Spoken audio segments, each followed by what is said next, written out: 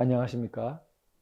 공산운동권 정치 종식을 위한 사상 스펙트럼 연구 주체 사상파편 제7강 황장엽 철학과 김일성 사상의 본질은 같다 라는 제목으로 말씀드리고자 합니다. 가장 크게는 전체주의 사상으로서 같다는 것이죠. 그리고 둘째로는 사이비 종교적인 면에서 같다 라고 가장 큰 두 가지 부분을 말씀드리고자 합니다. 그럼 먼저 인간중심 철학원론 책 살펴보겠습니다. 항일투쟁에 참가한 사람들은 다 훌륭한 사람들이고 김일성도 다르지 않았다 이렇게 보고 있죠. 그리고 정권을 잡으면서부터 독재를 하면서부터 변하기 시작했다. 그래서 독재자의 권한을 마치 타고난 팔자처럼 생각하였고 처음부터 민족의 지도자로 태어난 것처럼 행세하게 되었다. 이렇게 말하고 있습니다. 자, 직접 말을 들은 그 사람의 전언에 따르면 황장엽 씨는 스탈린과 모택동도 아주 큰 공산주의자, 훌륭한 공산주의자로 평가하고 김일성도 조금은 그런 면모가 있었던 사람으로 평가했다고 합니다. 그가 절대 인정할 수 없었던 사람이 김정일이었다는 거죠. 그래서 김일성과 김정일을 아주 현격한 차이를 두고 평가하였습니다. 그리고 후르시초프, 스탈린 격하 운동을 벌였던 후르시초프의 경우에는 오히려 소인배라고 말했다는 것입니다. 자, 우리가 깊이 생각해 보게 됩니다. 스탈린과 모택동, 김일성 다 끔찍할 정도로 많은 사람들의 피와 눈물을 일으킨 사람들입니다. 그런데 그런 사람에 대해서 아주 훌륭한 공산주의자였다라고 말하고 오히려 그 스탈린의 잘못을 지적한 후르시초프는 소인배다라고 말하는 정신상태, 그런 정신의 틀은 어떤 것일까요? 김정일을 비판한다고 해서 우리가 그런 정신의 사고틀을 그냥 쉽게 용납하면 되는 것일까요? 실제로 황장엽을 따른다고 하는, 그리고 보수를 표방하는 그런 주사파 계열은 이런 틀을 갖고 있는 것입니다. 즉, 김일성은 높이 평가하고 드러내놓고 말은 잘하지 않지만 사실상 내부적으로는 그렇게 보고, 그 다음 김정일은 아주 이제 격렬하게 비판을 하면서 보수 정치권으로 파고든 것이죠. 그럼 김정은은 어떠냐? 김정은에 대해서는 다시 김정일과는 달리 아주 관대하게 봐주려는 그러한 경향이 있습니다. 자, 그런 부분을 좀 더 상세히 살펴가 보겠습니다. 회고록 책이죠. 자, 회고록 책에서 이렇게 말합니다.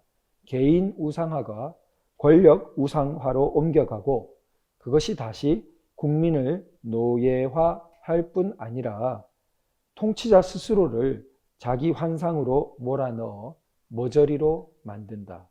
이게 이제 주로 김정일에 대해서 가장 직접적으로 하는 말입니다. 물론 김일성의 후반부 노년에 대해서도 해당은 되는 것으로 보고 있습니다. 자, 이런 대목은 어느 정도의 통찰이 깃든 말입니다. 그렇죠? 개인 우상화는 필연적으로 어떻게 된다고요? 권력 우상화를 가져오고, 권력 우상화가 되면 국민들은 전체적으로 노예 상태에 빠진다. 자, 그러면 통치자는 행복할 것 같으냐? 그게 아니라 노예 상태의 국민과 마주하고 있는 통치자는 스스로 자기 환상에 빠지고 그래서 사실은 머저리가 되고 만다. 자, 우리 고전적인 그리스에서도 참주의 운명에 대해서 전한 말들이 많이 있습니다. 참주가 이제 1인 독재를 하는 폭군이죠. 그런 참주는 결국은 다른 사람들을 불행하게 만드는 것 같지만 스스로를 불행하게 만들고 만다고 통찰하고 있습니다. 왜일까요? 우선 아무도 믿을 수 없게 됩니다. 결국 공포 통치를 행하기 때문에 언제나 자기에게 원한을 가진 사람이 있을 수 있고 통치의 정당성이 없기 때문에 누군가 무력으로 자기를 제압해버리면 언제든지 그 체제는 뒤집힐 수 있는 것입니다. 그렇기 때문에 이 사람은 아무도 믿을 수 없고 심지어 측근도 믿을 수 없죠. 그 측근이 자기를 죽이고 자기 권력을 찬탈할 수 있으니까.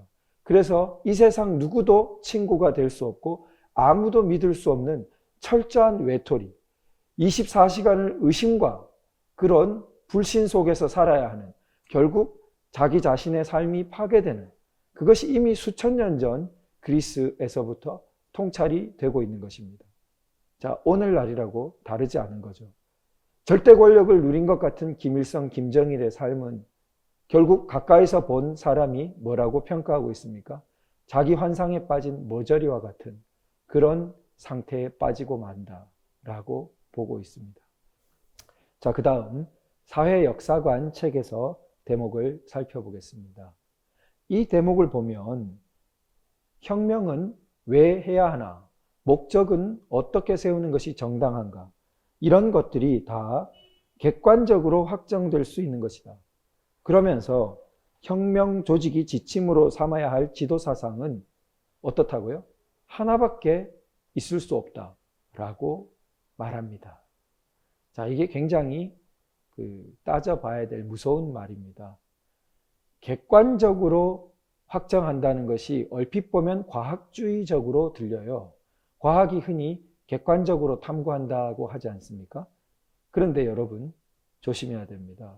우리가 잘 알고 있는 상식적인 의미의 과학적 태도는 뭐와 결부되어 있죠? 객관만이 아니라, 객관적이라는 것만이 아니라 회의주의와 결부되어 있습니다. 그래서 항상 의심을 하고, 그래서 그걸 검증을 하려고 하고, 어떤 가설을 세워서 검증을 하면 잠정적으로 그것이 객관적으로 확인된 과학 내용으로 받아들이는 것이 과학적 태도입니다. 그런데 황장엽 씨가 파악하고 있는 객관적이라는 말은 뭐냐 하면 최종 진리를 발견하면 거기서 끝나는 거예요. 그리고 감히 자기들이 최종 진리를 발견했다는 식의 태도를 갖고 있습니다. 이게 엄청난 폭력성을 가져오게 되는 것입니다. 유일한 진리, 혁명 조직이 유일하게 지도사상으로 삼아야 될 내용을 자신들은 이미 발견했고, 그럼 남은 것은 뭐죠? 세뇌하고 보급하는 것밖에 없습니다. 다른 사람들에게 그 진리를 강요하면 되는 것입니다. 강요도 아니죠. 왜냐하면 진리는 이것 하나뿐이니까 의뢰 받아들여야 되는데 고집 피우고 안 받아들이는 사람이 있을 뿐인 거죠.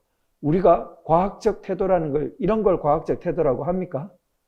이런 걸 객관적 태도라고 하나요? 객관적 태도는 열려 있습니다. 객관을 우리가 100% 어떻게 다 접했습니까? 시간이 흘러가면서 새로운 객관이 또 생겨납니다. 거기에 대해서 객관적으로 대해야 되는 것이 객관적 태도인데 이미 모든 것이 다 내용이 어떻게 밝혀졌다고 보는 것입니까? 그래서 이 객관이라는 말은 유일 사상적인 것을 하나 딱 고정시켜 놓는 의미로 객관이라는 말을 오용하고 있는 것으로 생각됩니다. 자, 그것이 이제 황장엽 씨의 태도죠. 이런 것들이 다 전체주의, 그리고 앞에서 말씀드렸던 사이비 종교적인 태도로 연결되는 것이죠. 혁명 조직의 사상 건설 노선에서 가장 중요한 것은 사상의 유일성을 보장하기 위한 원칙을 지키는 것이다. 보십시오. 객관적이라고 말한 다음에 바로 뭐가 나옵니까? 사상의 유일성이라는 말이 나옵니다. 그래서 객관적인 태도는 결코 유일하다는 것과 쉽게 갈 수 없습니다. 객관적인 진리가 거기에 존재한다. 그래요. 그것도 논란의 여지가 있을 수 있지만 그걸 받아들인다 하더라도 그걸 우리가 이미 어떤 사람이 어떤 때에 100% 다 가졌다고 할 수가 없겠죠. 그것은 이미 객관 혹은 과학의 이름이 아니고 유사 종교적인 것으로 되어버리는 거죠. 그걸 신앙하는 차원, 도그마적인 교의적인 차원으로 변질되어 버리는 것입니다.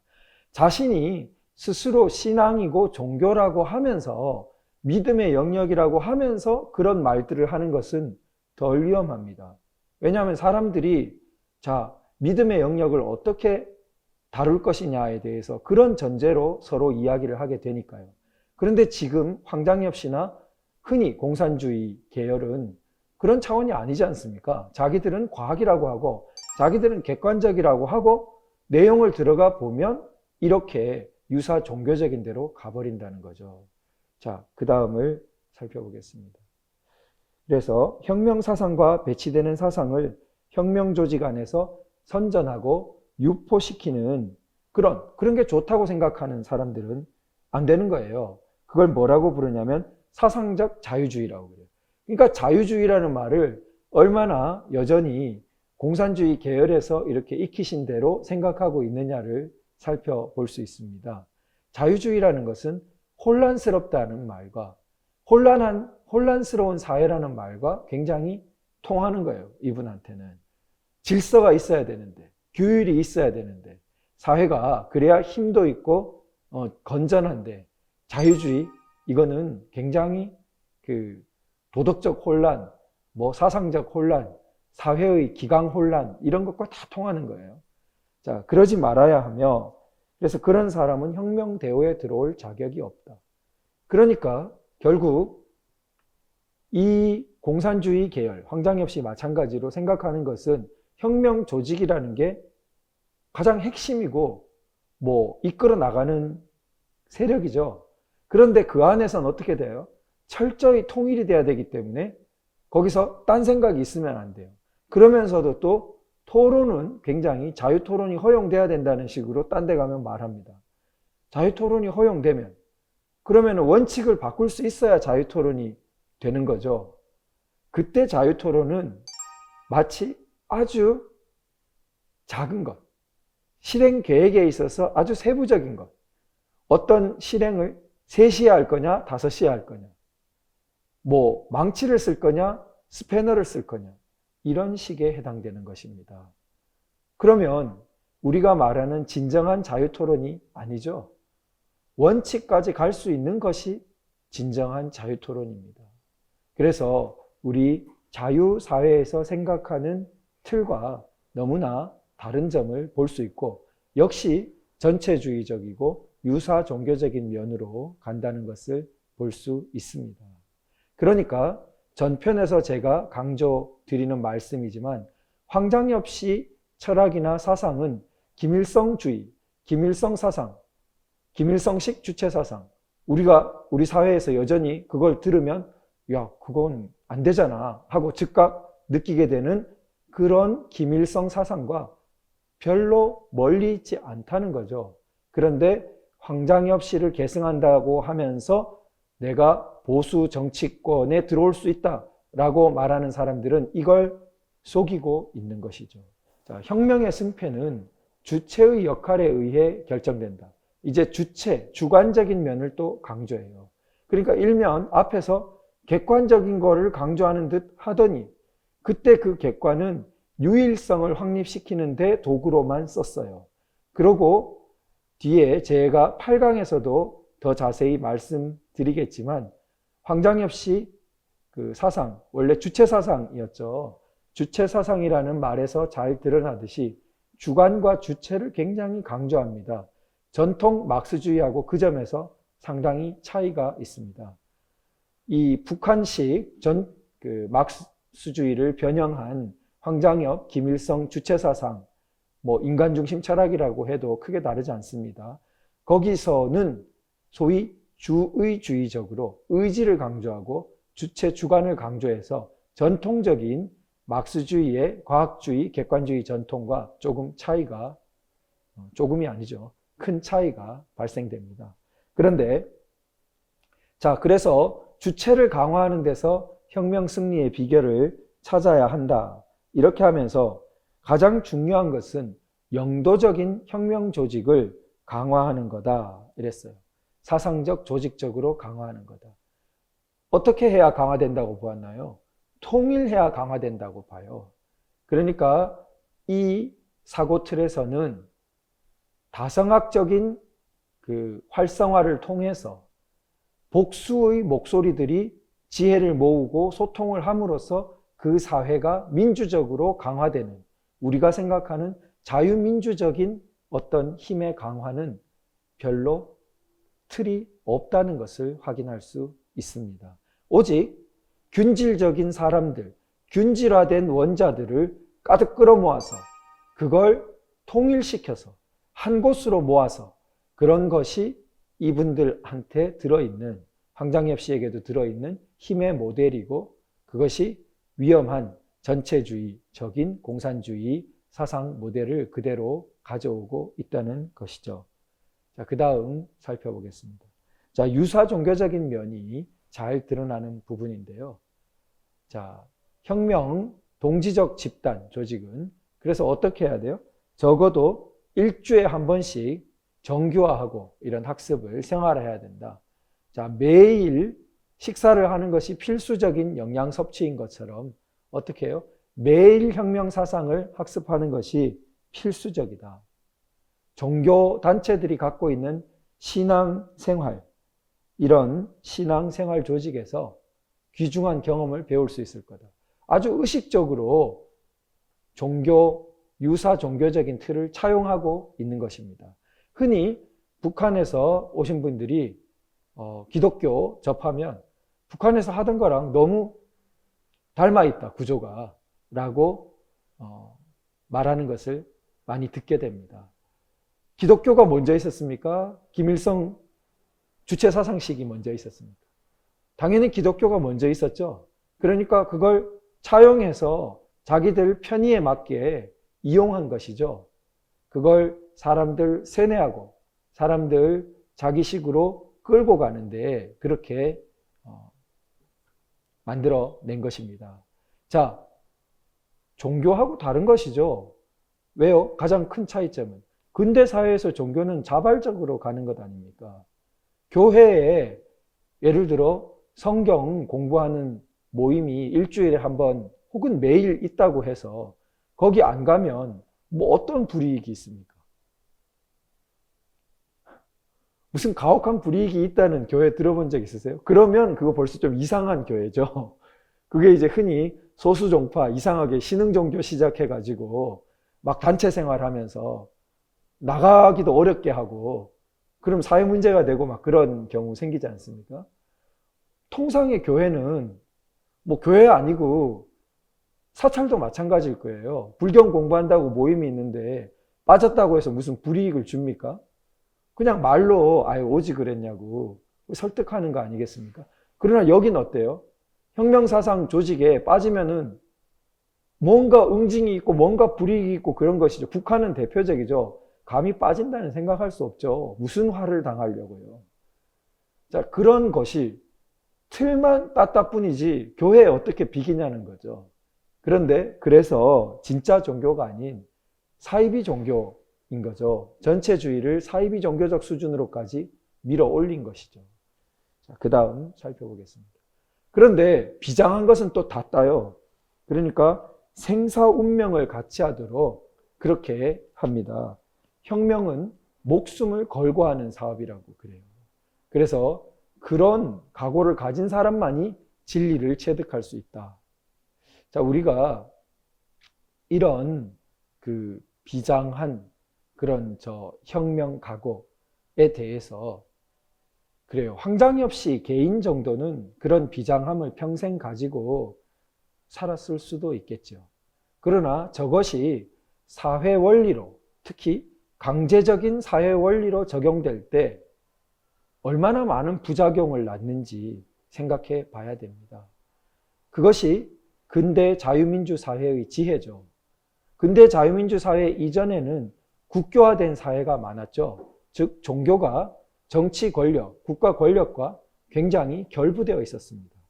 그러니까 신앙이 강제되는 경우가 많았고 종교 생활도 중세 경우에는 좀 강제성이 있었다고 봐야죠. 그러니까 다른 교리를 믿으면 뭐 엄청난 그 형벌적인 불이익이 앞에 기다리고 있는 그런 사회들이 있었던 거죠.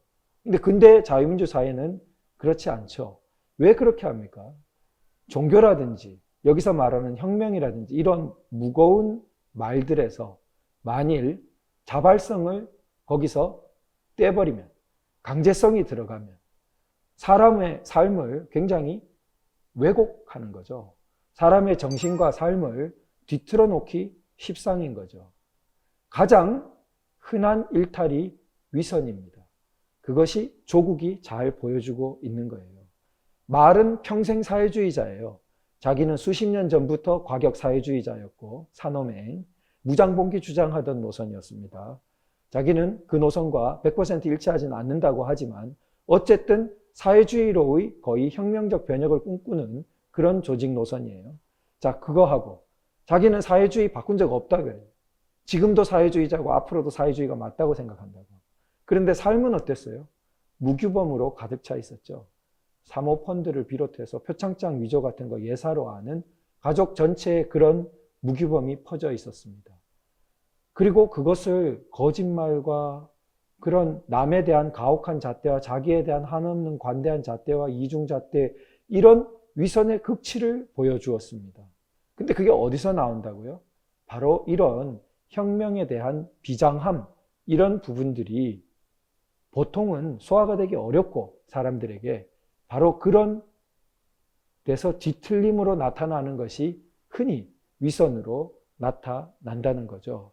우리 조선시대의 사대부도 상당 부분 그런 뒤틀림을 겪었다고 생각됩니다. 자, 그리고 인생관이라는 책의 내용을 살펴보겠습니다. 그래서 생사 운명을 같이 하도록 이렇게 결합된 집단, 이게 힘을 갖는다. 그래서 그 힘이 삶의 목적을 하나로 만드는 것이다. 그러니까 우리가 힘에 대한 틀이 굉장히 다른 거예요. 자유민주 사회와 사회주의, 공산주의, 전체주의 계열의 사회, 너무나 중요한 차이입니다. 저들이 전체주의적 계열이 상정하고 있는 힘의 모델은 모든 사람들을 하나의 똑같은 군복을 입힌 사람들처럼 균질화된 원소들처럼, 원자들처럼 만들어서 이 원자 하나 없어져도 별 상관없어요. 물리적인 원자 비슷한 겁니다. 이 원자 저 원자가 별 차이가 없기 때문에 그런 균질을 거대하게 결합을 시켜서 그리고 한 방향으로 모아서 그렇게 괴력을 내도록 설계하는 것입니다. 그리고 각각의 원자에게 뭘 줍니까? 생사 운명을 같이 하자, 이런 식의 어떤 비장한 에너지들을 계속 주입하고, 그래서 각각이 그런 같은 방향으로 많이 모이게, 그걸 바라보게, 그렇게 해서 힘을 내는 그런 모델. 자, 단기적으로는 히틀러처럼 굉장한 괴력이 발휘될 수 있어요. 독일 병정, 굉장히 무서운 그거로 나오죠. 막 로봇처럼 거대한 군단이 신무기를 앞세우고 엄청난 규율을 가지고 덤빕니다. 그러니까 서구 사람들이 깜짝 놀랐어요. 그래서 파죽지세로 몰고 들어갔습니다. 자, 그래서 히틀러는 민주 진영을 허약하다고 얕봤다고 합니다. 영국을 대표적으로 보면 의사결정하는데 의회에서 갑론을박하느라 한없이 늦고, 그 사이에 자기들은 신속하게 최고 영도자가 결단 내려서 파고들면, 막 쳐들어가면 꼼짝없이 당한다고 생각한 거죠. 그렇게 느리고, 그리고 스파이 침투하기도 쉽고 허점 너무나 많이 보였던 거죠. 자유라는 그런 공간들이 다 허점으로 보였던 거죠. 그러나 결국 인류 사회는 누가 이겼습니까? 자유진영이 이겼죠. 정말 역사의 큰 고비를 그때 넘었습니다. 나치즘, 파시즘을 꺾었죠. 그러나 다른 전체주의는 꺾지 못했습니다. 그게 공산주의였죠. 그리고 그게 꺾이기까지는 많은 수십 년의 고통이 더 있어야 됐고, 소련과 동구권이 꺾였지만 아직도 북한은 남아서 이 공산주의 계열을 이어서, 그리고 오히려 대한민국에까지 변형된 공산주의 전체주의 사상 영향을 받은 사람들이 활개를 치면서 오늘날 위기를 맞고 있는 것입니다.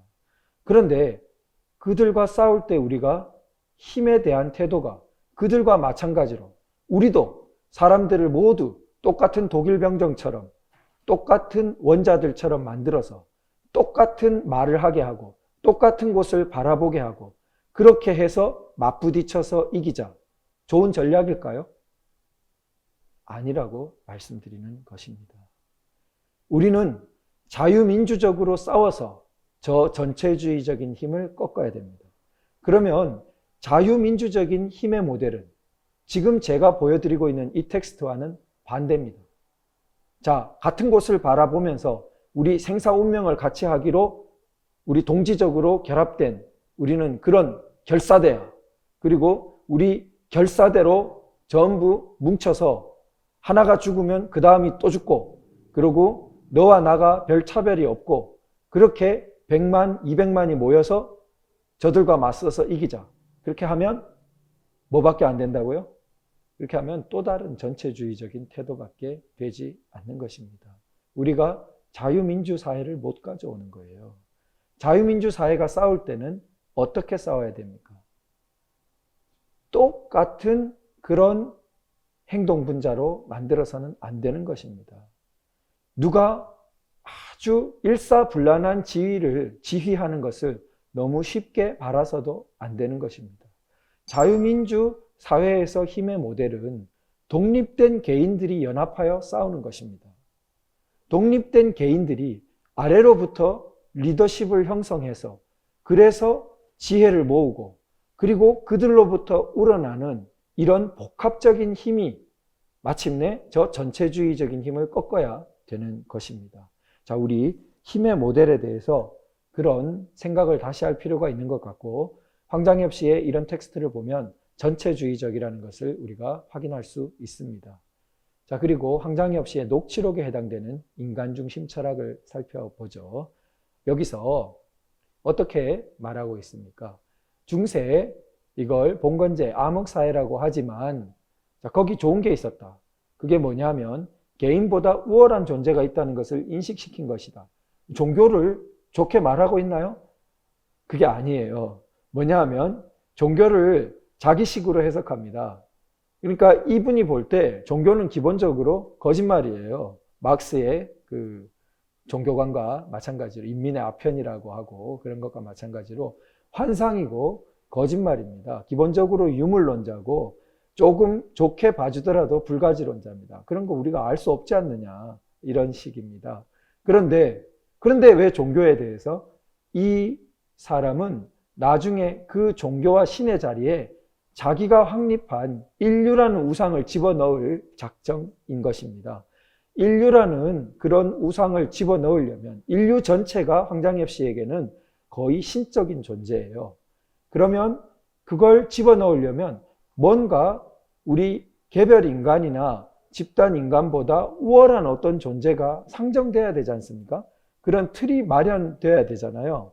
그러니까 중세 봉건사회에서 뭔가 우월한 존재가 있다는 틀을 마련해 두었다는 것이 중요하다. 그게 의미가 있다. 이렇게 보는 거예요.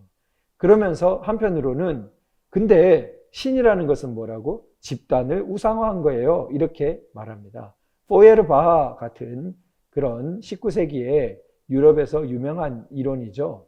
자, 인간이 인류 집단을 투사한 것에 불과하다. 신이라는 것은. 그래서 인간이 사실은 거의 지어낸 것이죠. 자기 인류 전체가 갖고 있는 유적 존재인 어떤 그런 능력이나 지혜나 이런 거를 다 하나의 가상적인 존재로 이렇게 투사한 그게 신이라는 관념이다. 이렇게 본 그런 공산주의 계열의 틀을 충실히 이어받고 있는 것이죠.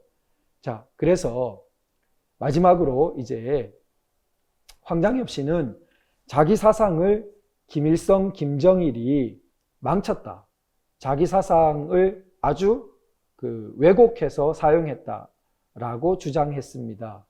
그게 어떤 대목이냐면요. 지금 이 텍스트가 대표적입니다. 자기는 이렇게 봤다는 거예요. 자, 인류 역사가 있어요. 그러면 근로인민대중이 이제 인류 역사에서 아주 영도적인 역할을 한다. 그러면 그 근로인민대중 중에 노동계급이 제일 영도적인 역할을 한다. 대표성이 있다는 거죠. 그러면 노동계급 중에서 정수는 또 공산당이다. 그러니까 공산당 혁명 조직이 가장 핵심적이고 영도적인 역할을 한다. 공산당의 리더가 있다. 그러면 공산당의 리더가 또 가장 그런 핵심적이고 영도적인 역할을 하고 대표성을 띈다. 자기는 이런 식으로 이론을 구성한 것이라고 말하는 겁니다. 그런데 김일성, 김정일에 이르러서 그걸 싹 바꿔버렸다. 어떻게 바꿔요? 순서가 완전히 달라졌어요.